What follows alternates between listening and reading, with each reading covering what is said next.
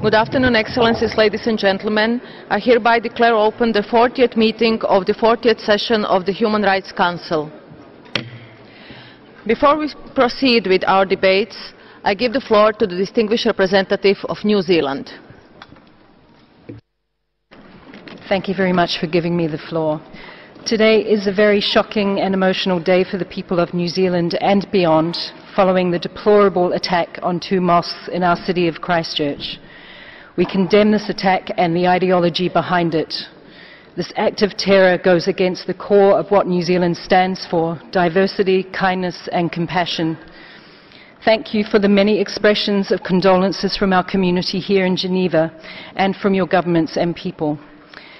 We would like to request a minute's silence to honour the victims of this heinous attack.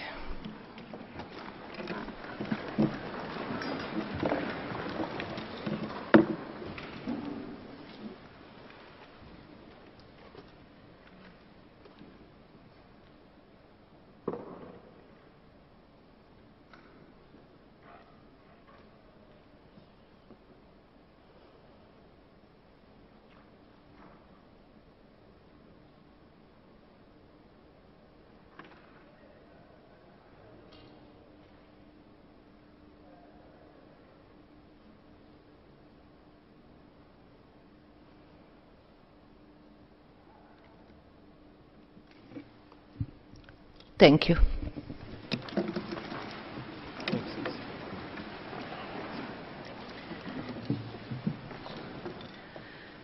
Excellencies, ladies and gentlemen, we will now start the debate on the mitigation and countering of rising nationalist populism and extreme supremacist ideology. In its resolution 73/262 of 22nd December 2018, entitled "A Global Call for Concrete Action for the Total Elimination of Racism, Racial Discrimination, Xenophobia and Related Intolerance, and the Comprehensive Implementation of and Follow-up to the Durban Declaration and Programme of Action," the General Assembly expressed its alarm at the spread in many parts of the world of various racist extremist movements based on ideologies that seek to promote populist, nationalist, right-wing agendas and racial superiority. In paragraph 27 of its resolution, the General Assembly requested the President of the Human Rights Council to hold a debate on the mitigation and countering of rising nationalist populism and extreme supremacist ideologies. I have the honor to welcome Madame Michelle Bachelet, United Nations High Commissioner for Human Rights, who will deliver an opening statement. I would also like to welcome the distinguished panelists. Mrs. Sitembile Nobali Mbete, lecturer at the Department of Political Sciences at the University of Pretoria of South Africa, Mr. Pedro Marcelo Muratian, Diversity Director of the Governance Studies Center of Argentina, Mr. Rafał Pankowski from the Never Again Association and the Collegium Civitas of Poland, Mrs. Irene Santiago, Specialist on Peace and Security and Peace Advisor to the Mayor of Davao City of Philippines. And I will now give the floor to Mr. Rafał Pankowski. You have the floor. Thank you. Ladies and gentlemen, dear friends, thank you very much for inviting me to this meeting. Racism is widely, universally condemned, as you know well, not least by the United Nations through numerous documents, declarations, legal acts, such as the International Convention on the Elimination of All Forms of Racial Discrimination. It seems racism is utterly compromised and discredited as a doctrine, and yet it exists, it persists in the 21st century. It persists as a multifaceted political movement, as a form of discriminatory practice, as a cultural phenomenon, and as a form of ideology. Since 1945, genocides committed in the name of hatred, xenophobia, and extreme nationalism, inspired by extremist political movements, have occurred repeatedly, including in the last decades in Cambodia, Yugoslavia, Rwanda, but also in the last years against minorities such as the Rohingya. And of course this morning, again, we have heard the news of a dreadful attack on Muslims at Christchurch in New Zealand, the most recent deadly crime committed by supporters of the international right-wing extremist movement. Let us face it, it is a major failure, a shameful stain on the collective conscience of humankind. Racist and xenophobic movements are increasingly active across the world, and they often find support among the young, including in my own country, Poland, a country that has historically suffered so much as a result of racist and totalitarian ideologies. And yet, a fascist, anti-Semitic and Islamophobic youth movement, the National Radical Camp, regularly marches in the streets of Polish cities.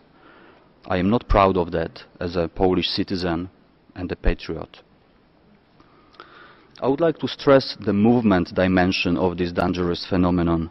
We are not only dealing with populist political parties taking part in elections, but we are also dealing with violent street movements, extremist networks built around football culture, and transnational informal groups built through racist propaganda online, such as alt-right, that was mentioned by a previous speaker. Those movements operate in the context of contemporary culture, but they have their roots in a long history of the idea of race. Race is an ever-changing concept, constantly evolving over time and space. Contrary to widespread interpretations of race as an easily defined category, race is in fact a cultural and social construct. The paradoxes of race are illustrated by the absurd artificial classifications of humankind into so-called races, with examples from the history of so-called race science from Nazi Germany, South Africa, etc.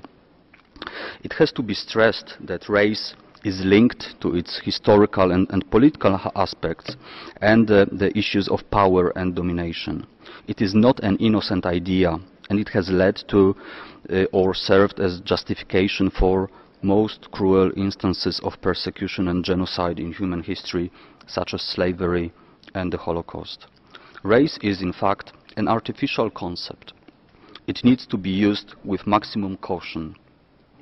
Racism has taken different forms and guises throughout history. It is in fact strongly embedded in other forms of discrimination, such as religious and cultural intolerance, different forms of social stigmatization, and so on. It is important to note that racism is not limited to pseudo-scientific tracts preaching the superiority of one race above the others. Racism itself has survived in the form of discriminatory social practices, implicating and reinforcing racial divisions and instances of injustice. The new forms of cultural racism are often manifested in the field of contemporary popular culture.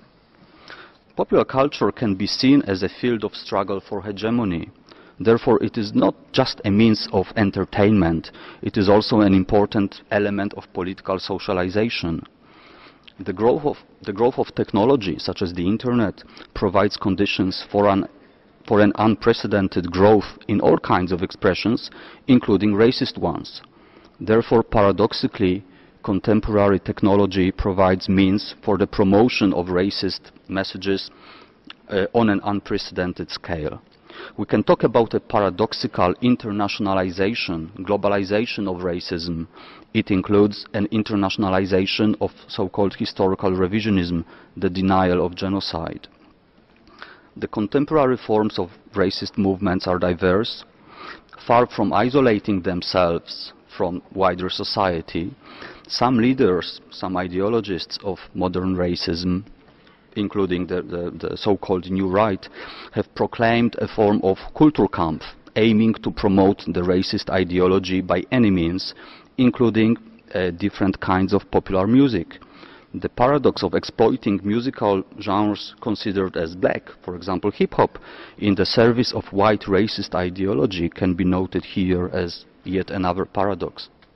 But popular culture can also serve as a truly emancipatory force.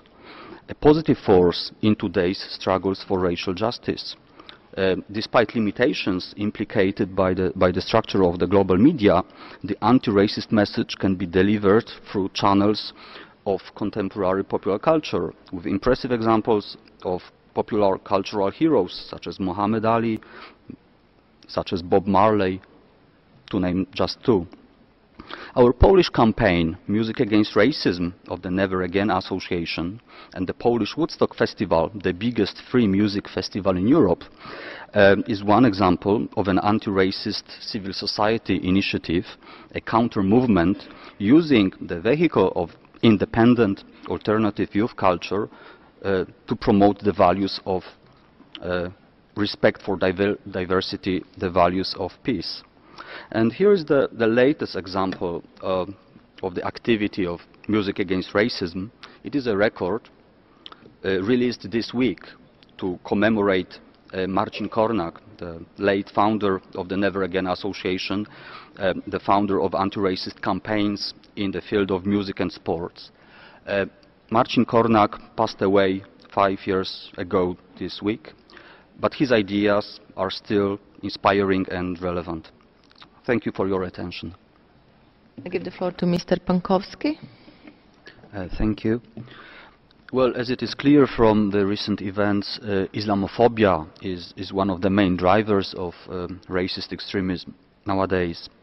In the context of my country and region, the Muslim community is in fact very small, but we have a phenomenon that has been called Islamophobia without Muslims.